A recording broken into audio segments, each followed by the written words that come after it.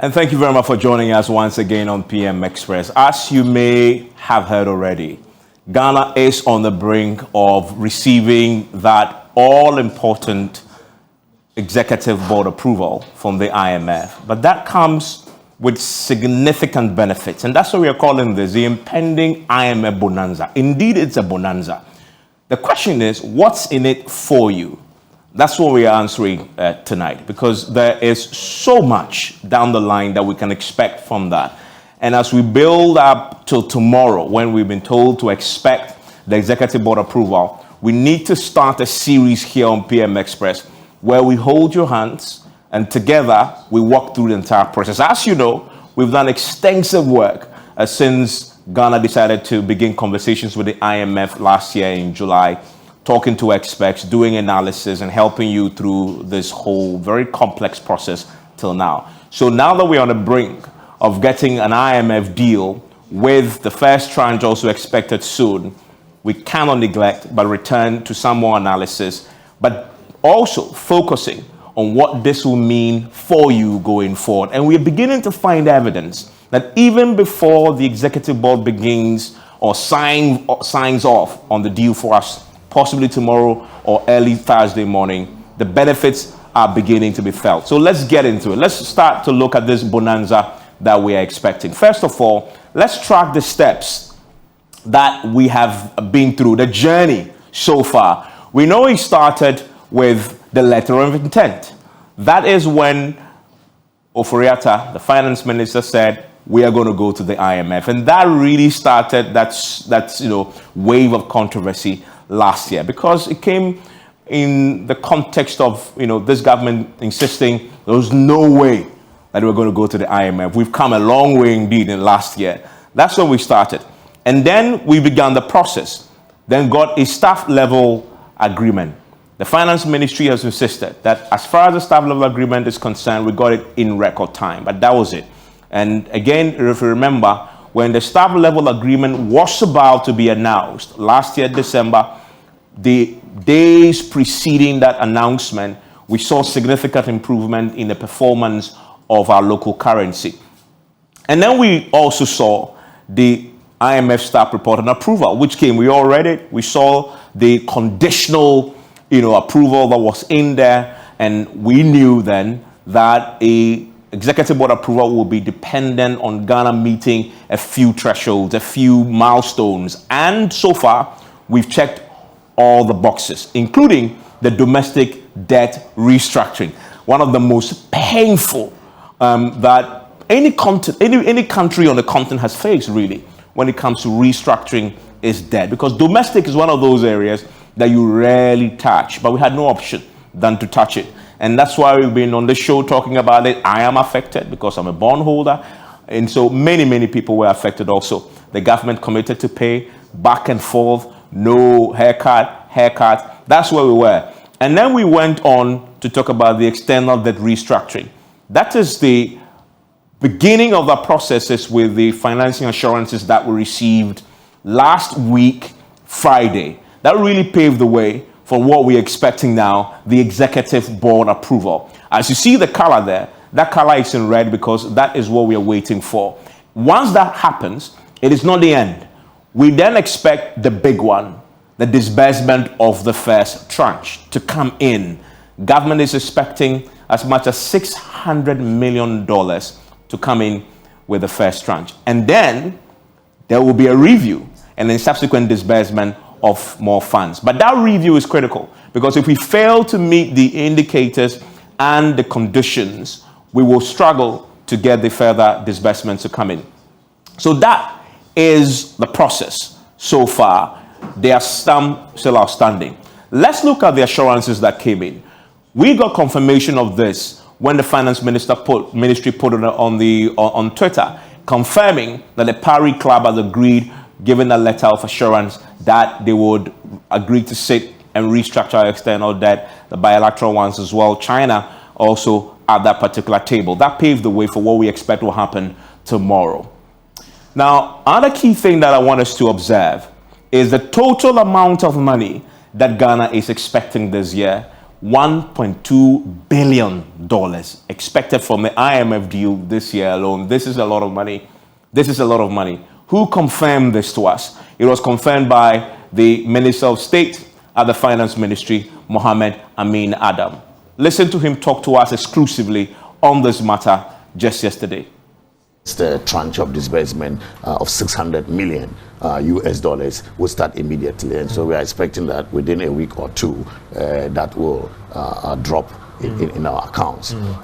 There will be the second tranche in disbursement after a successful review by November, December. And so this year alone, we are expecting some 1.2 billion United States dollars.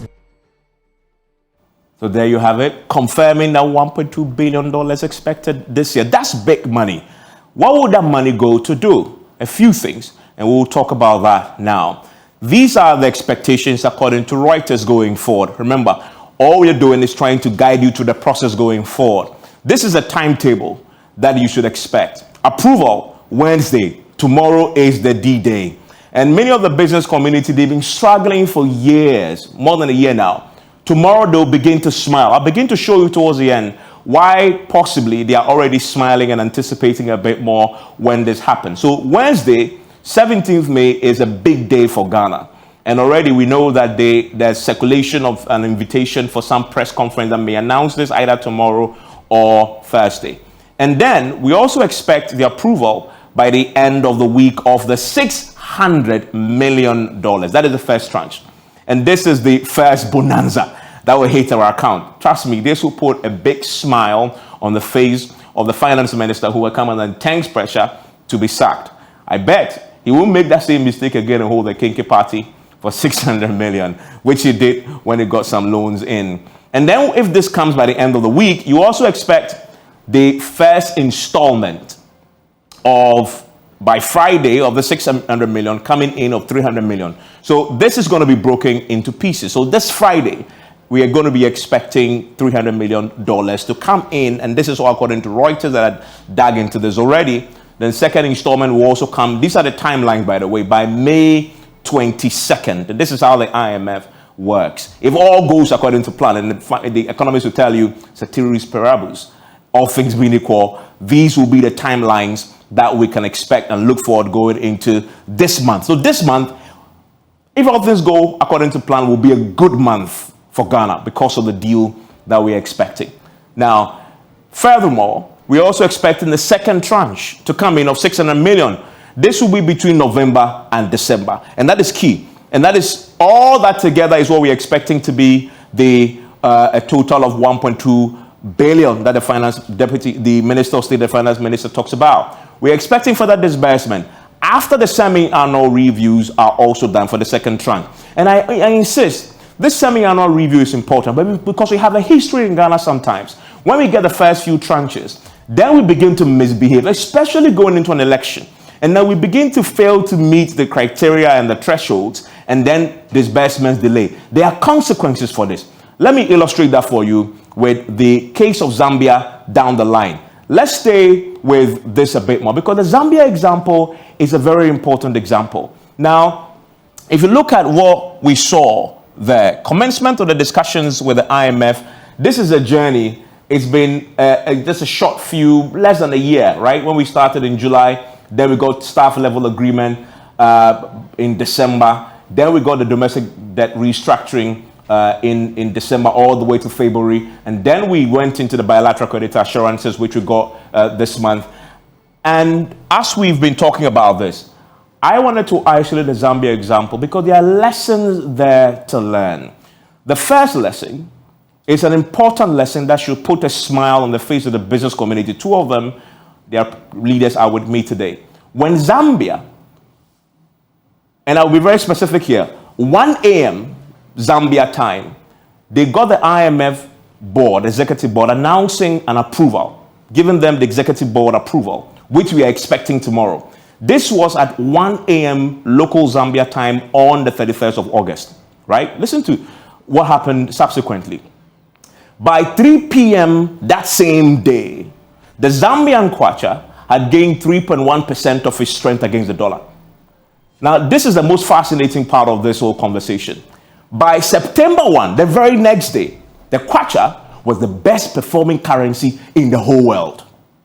You see the speed with which an executive board approval begins to impact on one of the most fundamental indicators of every economy, the strength of your currency.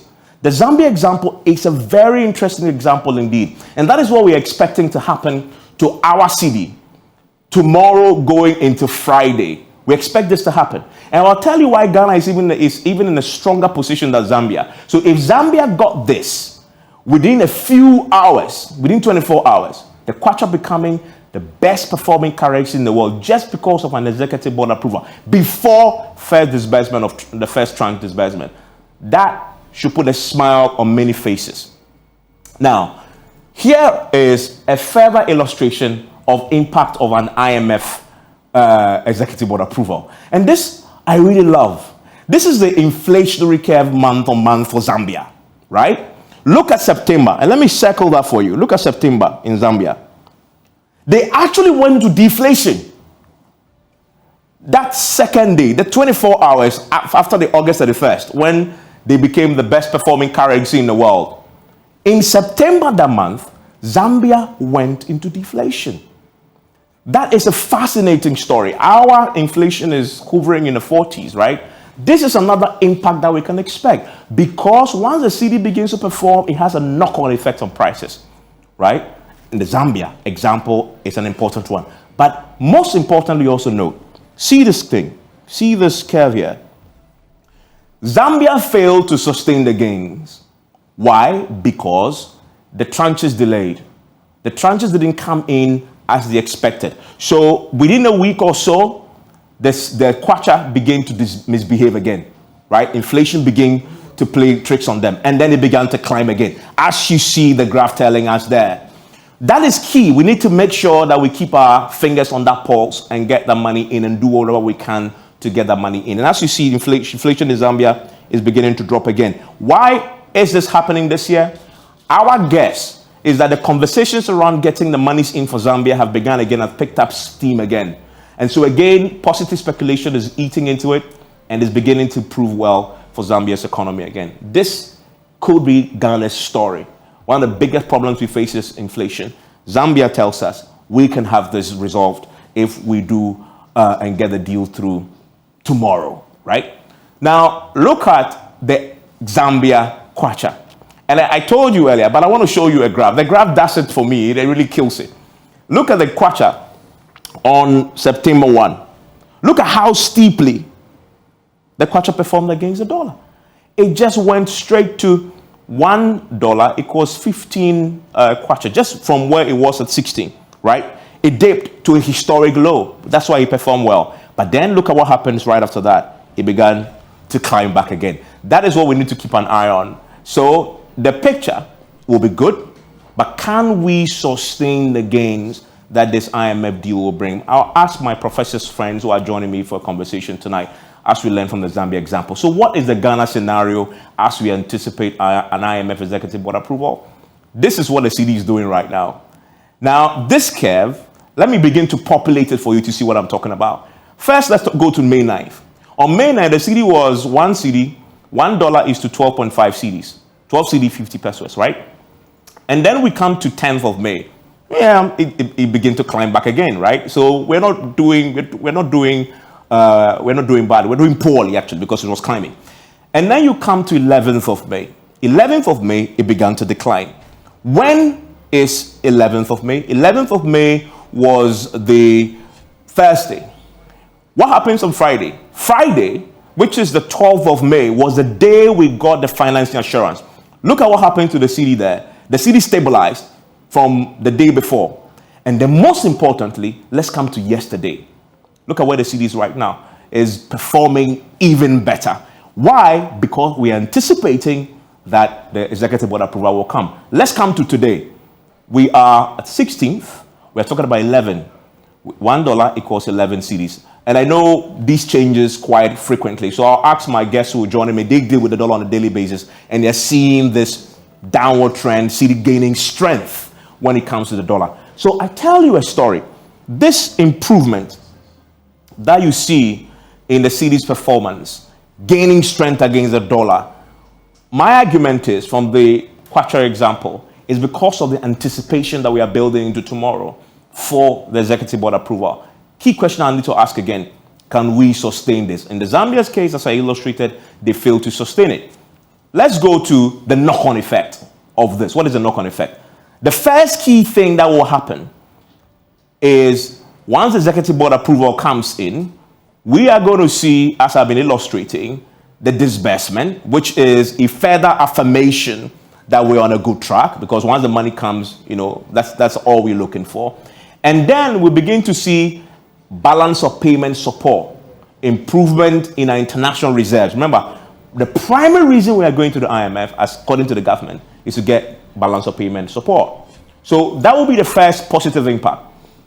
The next positive impact that we will see, we begin to see the cedi begin to strengthen, which I have illustrated already is beginning to happen. We're seeing that right now. Not only strengthening against the dollar, but against all other major trading currencies. And then this is my personal favorite because it affects the kinky and the shito and the bread that I love the most. This will have an impact on transport fares. What will happen is, once the cedi appreciates, buying fuel will be cheaper because we are going to convert less cedis into dollars. Reduction in transport fares will also play out. Drop in import duties for Guta, they'll be happy at the ports. Drop in inflation, price of bread, and I love my kinky.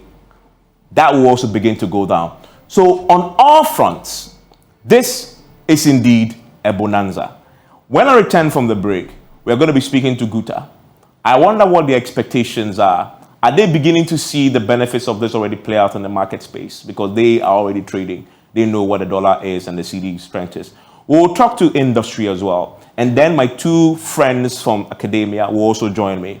Professor Godfrey Bokwing and also Dr. Tue Champon for a conversation about this as we build into tomorrow, the big day, expecting an executive board approval from the IMF. Please stay with me.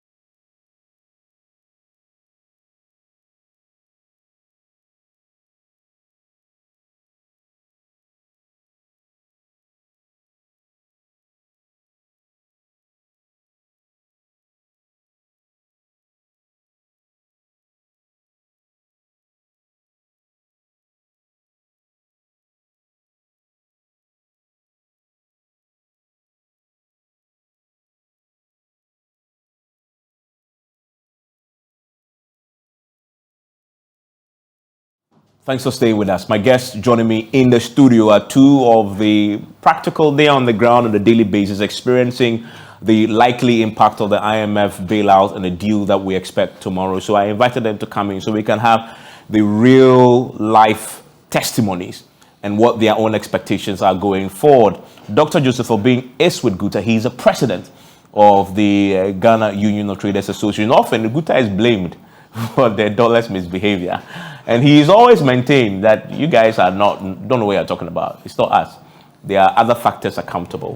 And so he's joining us in the studio. Doc, always a pleasure to have you. Thank you, sir. Also with me is Mark Bedu Abuaji, who is the chief executive of the Ghana National Chamber of Commerce and Industry. Thank you very much. I'm grateful. And my good friends, Professor Godfrey Bokwing, economist, professor of finance at the University of Ghana Business School, joins us right now. Prof, thanks for joining us tonight. Grateful to have you. And Dr. Tue Champon, also joining us, an economist, political risk analyst, also joining us. Thank you. Great. Good evening. Thank you, Doc. Dr. Tue Champon, thanks for joining us. Before I come to you, I'll start in the studio. First, Dr. Obing. So, I mean, we were doing this analysis from here. You are on the ground. Since last week till now, have you seen any improvements in, because you deal with the dollar a lot, have you seen any changes, improvements there? Yeah. You see, it has not been very stable for the last couple of weeks and all that. It goes up a little, come down, and then it will stabilize somewhere 12.5. And now you see the sharp decline and all that due primarily to the positive speculation. So our economy draws on speculation. This time round, most times it's negative speculation, and that raises the exchange rate. But for this particular time, we are also enjoying the positive speculation around the IMF deal. Yeah. Is it making is it making products cheaper, or it's too early? Now it will be too early. But let me tell you, we do not plan for price reduction. Price reduction is a sequence, a natural sequence. So when the exchange rate have gone down as we are expecting, and it stabilized for a longer period, then you see that it trickles down on the pricing. So it's not that when it goes up and down and all that, it becomes so confusing. Okay. So, but the market responds when it should respond. Okay, that is if the gains are sustained. Exactly. I mean, Mark, you agree? Yes, I totally agree with you. Because it's all about sustainability, and businesses will always plan ahead. Exactly. So if it's this oscillating today is like this, you can't be adjusting your price like that. But once we have a sustainable improvement in the foreign exchange market, and all the macroeconomic variables are also following same, then businesses will now begin to react. So for me, it's a good thing. This is one thing that we have all been waiting for. And of course, just the announcement that the approval is coming tomorrow, whether it's true or not, we have seen a significant impact on the cedi dollar exchange rate. We now have to begin to look at the approval, and then when the money begins to come in, then we will see the other factors also improving, and then businesses will react appropriately. Okay, good. Let's bring in the prof, because they have been studying this.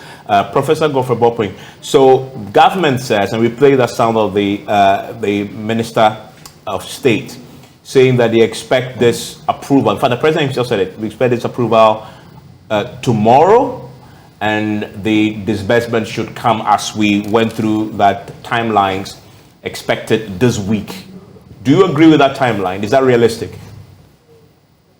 Yeah, largely realistic. Latest by the close of Thursday, we should have the approval.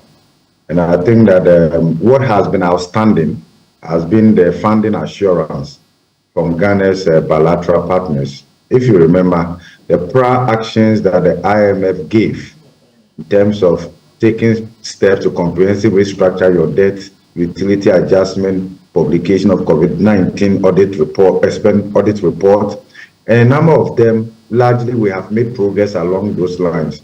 From the spring meeting, we were told that the outstanding thing, or what was left, was obtaining that assurance.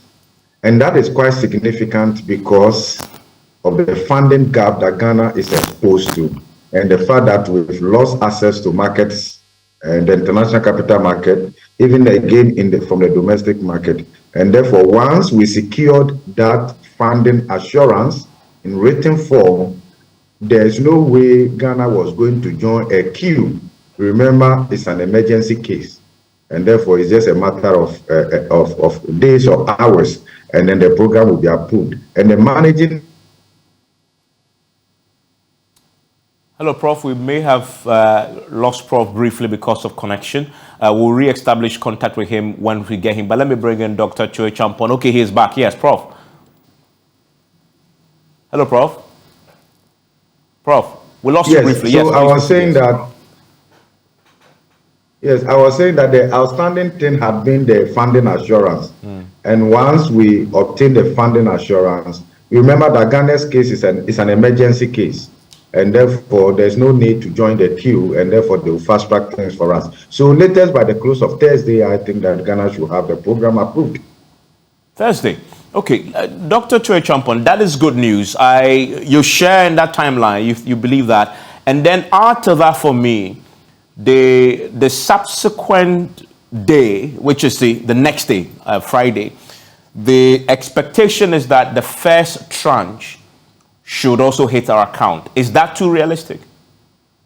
Oh, no, it is actually within the right timelines. So if you recall, a few months and weeks ago, we were on your platform, and I said that towards mid to end of May or early June at the latest is when we should expect to get the board approval. So that has always been the timelines that we should have been working with in the first instance. What happens, like Prof and others have described, really is that once the board approves, it's just a matter of days for the first tranche to hit your account. But I think if not most important thing in this conversation within the short term is less to do with the actual monies coming in.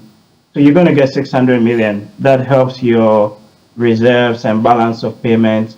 But the whole market expectation or sentiment that has shifted in anticipation of Ghana getting a program, and at least we know that for the next couple of years, the country would be going through a series of reforms in that regard. So I think, yes, it is positive. The timelines are realistic. I wouldn't characterize it necessarily as a bonanza as such, because you've got a lot of other commitments that we need to actually make to ensure that the subsequent tranches would actually come in. So you get a first 600, but anything beyond that is really dependent on you meeting the program benchmarks. And that is really where the difficult decisions, in my view, lie, especially as we head into an election year as well next year. That's a very important point. And let me bring back to Dr. Obeng. You are a businessman. One of the most important things you need as a businessman is certainty, so you can plan. Yeah. Do you have that now? And do you think that the IMF coming in will grant you that so you can plan long term so you don't lose money? We should understand that credibility for a nation is very important. The confidence that we need as a nation has been lacking. And now that's why government itself said that we need IMF to bring this confidence back, this credibility. Let me tell you, if you're a businessman and you are even opening an LC these days, you need the intermediary bank, or a European one. They are denying to confirm your LC. Then you understand what credibility means. And this is what is happening to most businesses. And with us having achieved this IMF program, this credibility is going to come back. Then it means that the other banks and all that are going to have hope. So it's not only the 600 million that fiscally is going to come into the system, but the other funds that will come through these other European banks and all that is going to also supplement all these things. And so it's very important that we take advantage of this new breath of air for our economy and then sustain the gains thereof. I mean, Mark, I tell you, I'm an individual, but I am an investor. Early in the year, I wanted to make an investment, but I said I will wait until after the IMF board approval and the first tranche. Obviously, because I was anticipating positive economic, implications for the general macroeconomic, indicators, and then whatever I want to invest in will be more stable to invest in. I wonder what, as a business in the industry, are you also making the same plans? Do you and your members have big plans with the IMF program in mind? Exactly. I mean, that is how a rational economic individual will behave. And let me tell you that for the past 6 months, the investors that are coming in through the chamber, the question they keep asking is, are you sure you get the IMF money? Okay. Are you sure you get it? And when is it coming? So most of them are now sitting on the fence, looking at what will happen. And then because they know that when the money comes, at least there will be some stability in the environment. And so they are sure that whenever they invest, the least, of course, is to be able to get their capital back and possibly get their interest or whatever on their project. So people and investors are now sitting, waiting to see what will happen. Now that you've moved a step further, the confidence is coming back. I have said, just as Dr. Obeng said, it's not the 3 billion. I know that few institutions can even mop up that 3 billion. Locally, but the confidence that this will bring back into the economy is what we are looking for. Beyond this, other individuals who would want to invest will now come in. The bilateral institutions will now also looking at what will happen. because they know that we are going to be disciplined. And within the next 3 years that we are under IMF, some of the physical indiscipline that we have indulged ourselves in, we will not do that. So for me, it's very important. And individuals that I also would want to invest in Ghana are also waiting to see what will happen. So at least the signal is there. And I think that going forward, we are likely to see a lot of these individual businesses coming in. Today, I had a call, just the approval from one of the countries, Pakistan, who came here last week, and he was excited. Why? Because they know we are going to get the money. Last week, they were here and they expressed concern about what is happening within an economy. And every rational investor will be concerned. So they are right to feel that way. But I think that the positive signal is there for us. I mean, Dr. Bing, I wonder, Guta, I know you are fundamentally traders, right? Are you also making these same, projections, holding on to do business post IMF? I wonder if that's also the same. They indicate. Are you going to do more imports?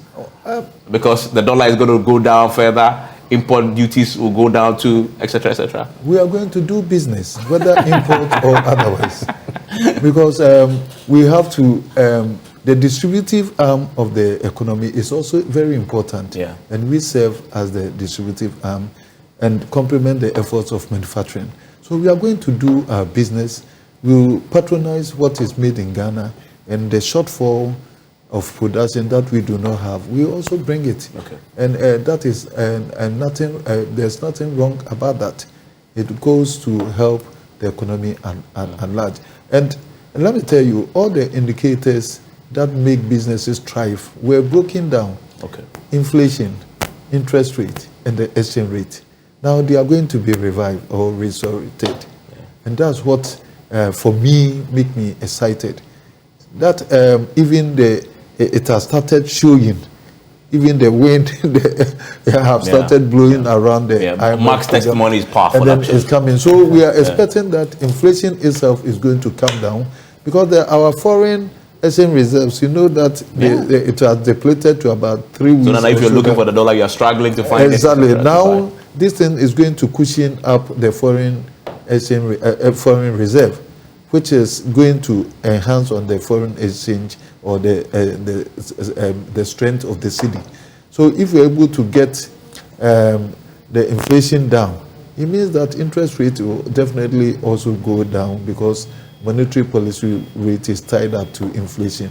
So all the indicators are bright now, and then we are all seeking for success of this.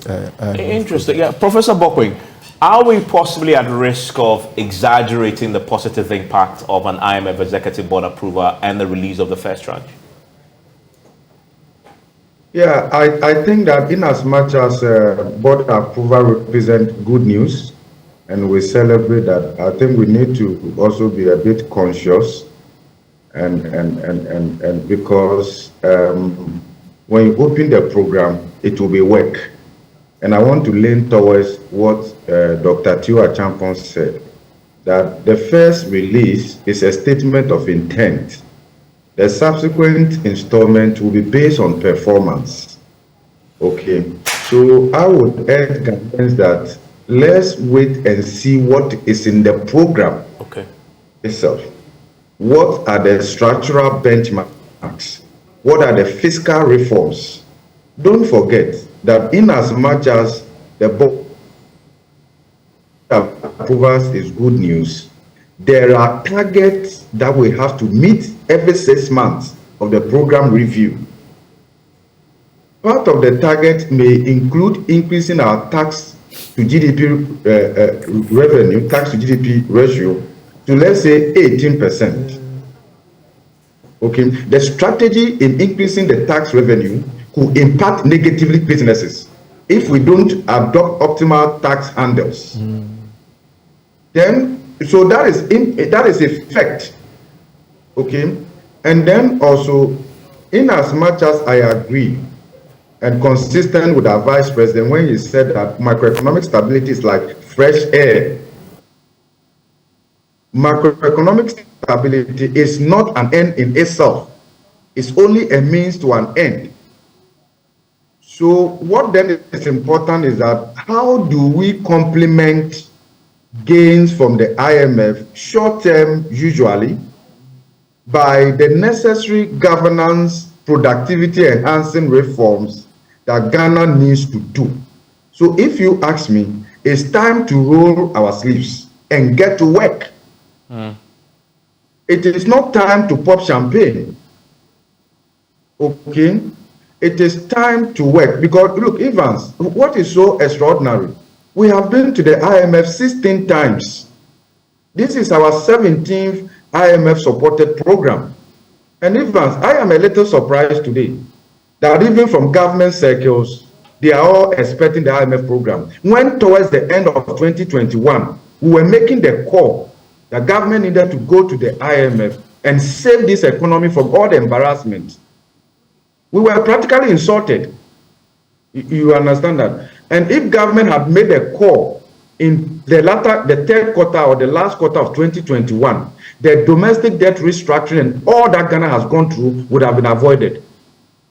I won't go back to that now. But all that I want to say is that good news, and I lean towards the other input from your panelists, right?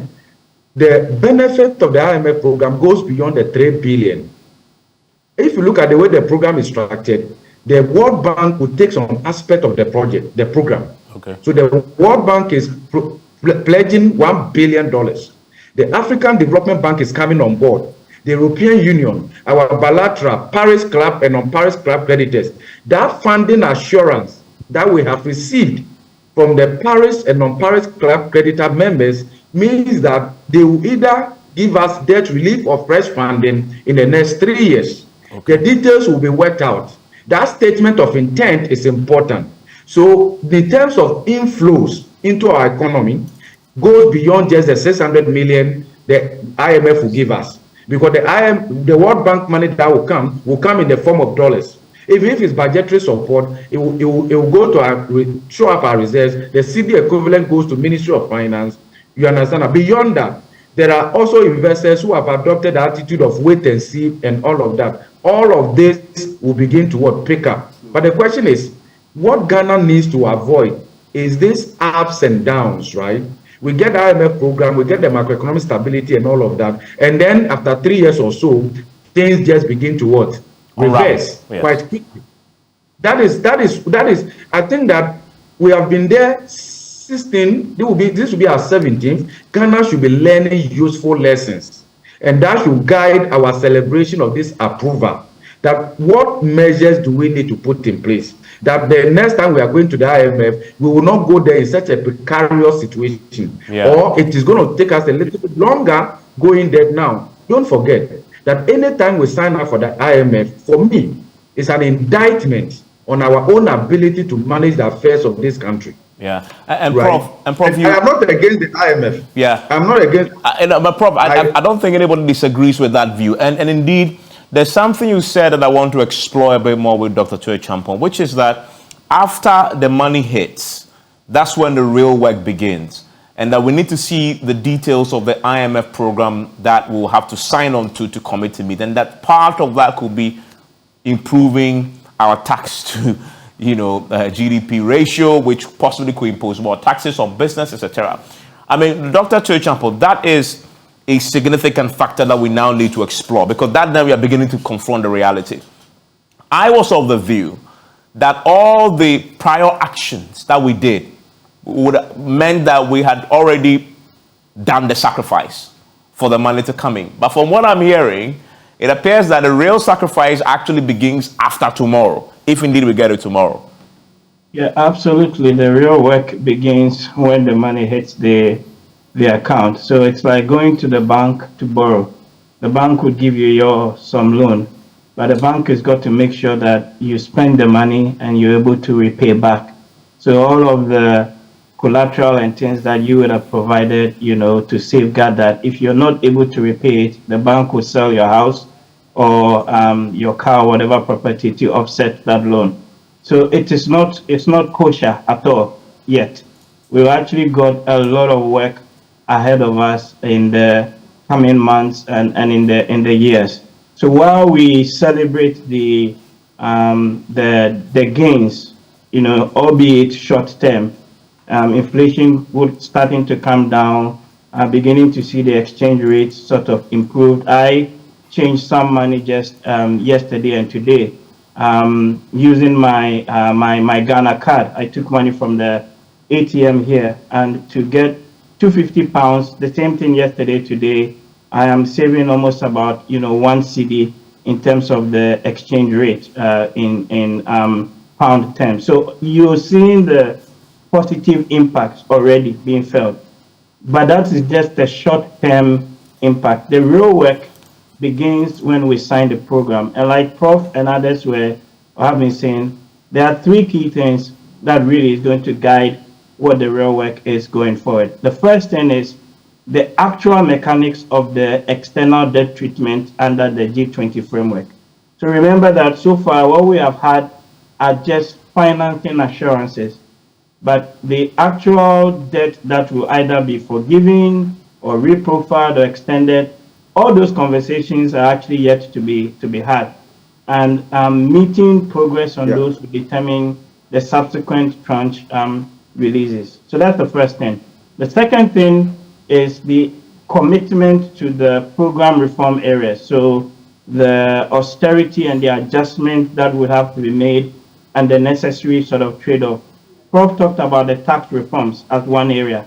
There's the whole issue about expenditure reforms, the reform of the state-owned enterprises, reforming the energy sector, and then even the fallout of that in terms of, citizens, right? So if you're changing tax policy, some people will feel it more than others. Some businesses may feel it more than others. And all of these things would need to be taken into account.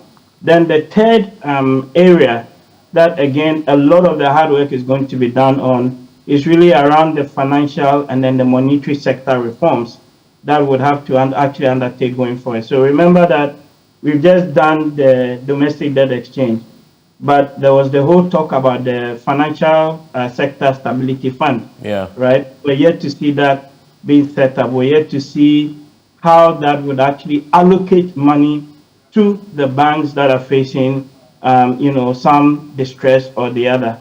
And then within the monetary sector reforms, the whole mechanics of how that zero financing agreement between Bank of Ghana and the Ministry of Finance would work.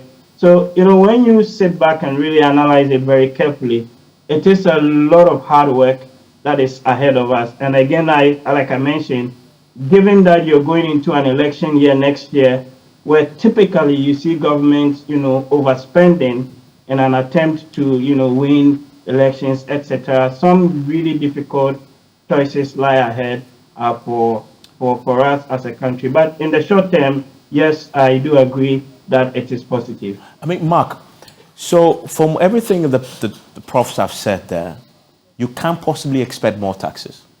And I was going to ask the question, but let me put that to you because possibly you're feeling it now. Remember that 3 taxes were passed in Parliament already as part of meeting this.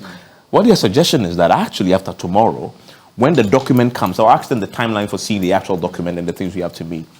They will be asking us possibly to do far more in terms of taxes for a businessman.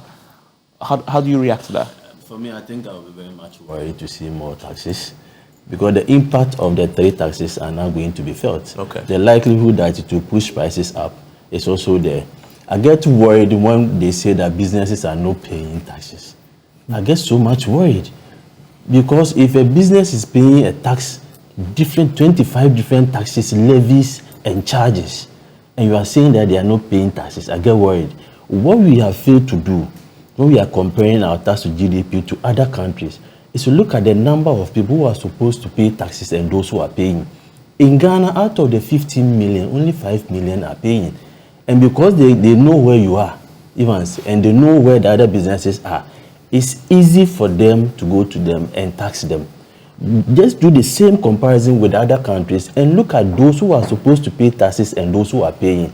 That is when you'll be comparing oranges to oranges. Yes. But you can't just compare apple to oranges and sit down and say Ghanaian businesses are not paying taxes.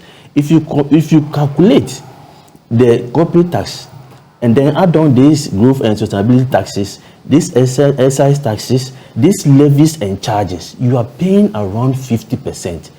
how can somebody sit down and say businesses are not paying taxes? They have to look at how to, as you have said, expand the tax net and also ensure that people are compliant and not always introducing new taxes. So if they are bringing taxes, they should look at the effect of that taxes on businesses. You are likely to, you have gotten the IMF funding, but what will be the impact of these taxes on businesses, growth of the economy and sustainability? We are likely to kill business if we introduce more new taxes. Let's look at how we can ensure compliance and also ensure that at least everyone who is supposed to pay tax is paying at least a minimum amount of it. And not to say that businesses are not paying taxes, so they are going to bring more taxes on businesses. That will not be fair. And in the end, it's going to be disastrous for all of us. So I'm so much worried. I'm just waiting to see what the other conditionalities are when this approval is given, and then we have the document, all of us to review. But I don't expect that they should introduce new taxes. Dr. Ben, the reality from 2015 is true. Once you get the money, the document will come, and then we'll see all the milestones, and almost always it includes taxes or improving revenue. Yeah. So we have to adopt a more pragmatic and efficient way of ensuring compliance rather than piling up taxes on it. It's counterproductive, and it does not even help the cause of enhancing on revenue collection. Can your members take on more taxes apart from the 3 that you've already been asked to pay? Can you take on more taxes? No, we can never pay more taxes. You see, these taxes that we are allowed, rather reluctantly, is because we're trapped because of this IMF program. That if you do unnecessary agitation to stop this program, it might also hurt the generality of the Ghanaian. That's why you saw the businesses agitating and all that, and yet we did not do anything like demonstration or doing something that will affect the IMF program, because we all know that it's a necessary tool for rebuilding the economy. And that's why we find ourselves. It doesn't mean that we are able to absorb these taxes. We are not able to absorb it. And that we are still going to talk with government, and through to the media budget and all that, we know that good sense is going to prevail for them to know that these taxes are obnoxious and it's not going to help businesses. But they're not going to reverse those taxes. No. You see, in fact, you should expect more rather than less taxes. It's about enhancing on our revenue. Okay. If we're able to make a serious argument that when we do this and this, and then communicate to IMF that we can even get more without necessarily increasing these taxes. IMF is a rastrabi. They are not there to destroy businesses. They want to have good reference from Ghana, that when they came to Ghana, businesses thrived. And that, you see, they said that our GDP, our tax to GDP as compared to the other surrounding nations are just negligible and all that. Forgetting that people virtually do not comply to the taxes here because they are so huge, and then they cannot. Other countries, their tax component in their GDP is high because the tax is low and people comply. They should be scientific. When they are making this comparison, they should go and ask why we have about 20 taxes at the port here alone, where Togo is having about 10, Cote d'Ivoire is having about 10, and all that, and yet their tax to GDP is higher than us. So it's not about you piling up the taxes on us. And that we all have to sit down to dissect the issues, and we will be able even to tell the government where to get its worth. And it's all about compliance. Taxes, when they are affordable, you are bound to get even more than when they are exorbitantly high. Let me ask a question on behalf of the customers of your various associations that you lead. First, you, Mark, can you guarantee as customers that if these gains are sustained, we'll see reduction in the prices from industry? Definitely. In fact, the right word is sustainability. Okay. In fact, when we are able to sustain it, it's just a natural phenomenon that the cost of production will also go up. I mean, if there's a stability in the foreign exchange market, and the cedi $1 is to, let's say, 6.7. Of course, if I'm importing, the duty that I will pay at the port will go down. Definitely, the price will also will be affected. Inflation will come down. And also, I'm looking at how this will impact on the policy rate and, of course, the lending rates. I've heard stories that, yes, that there's a possibility of increasing the policy rate at this level. For me, I think it will be counterproductive for anybody to think that the policy rate should go up when we have seen inflation coming down. This inflation we are seeing is a cost push. So I wonder why they are continuously using monetary policy. Because that then will push the cost of production. Exactly. So all these things put together, if there is stability in the macroeconomy and then all this improvement in these variables, definitely. In fact, businesses are not happy pushing cost to consumer in terms of higher price because the consumers are not able to buy. High inflation means that your purchasing power has been reduced.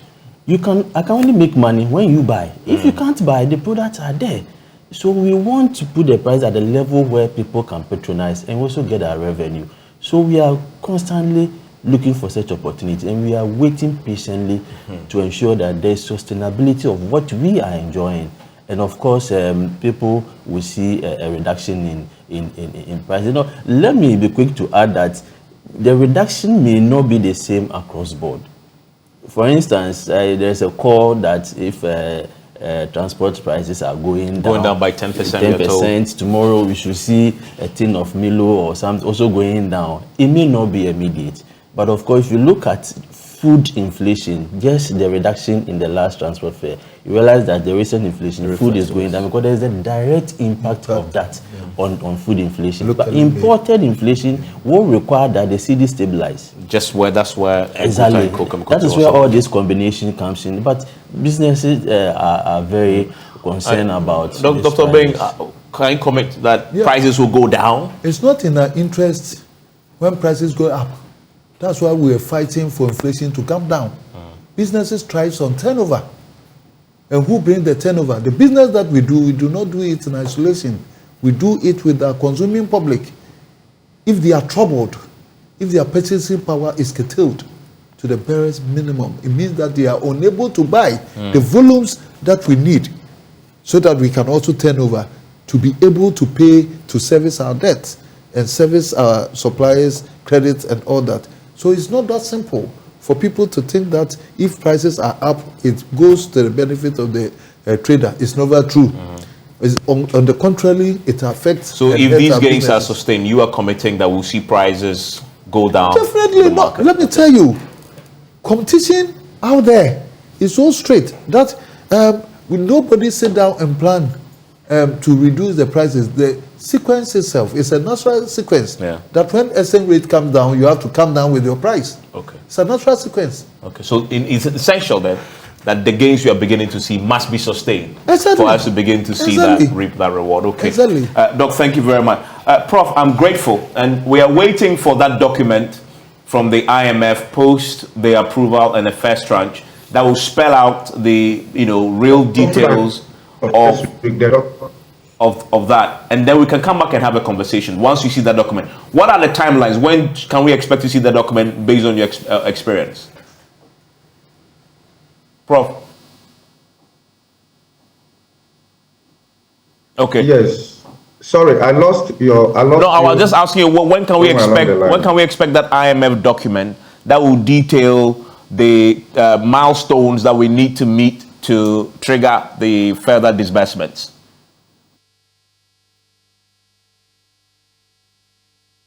Yeah, Dr. Tiochampon. Have access to the program.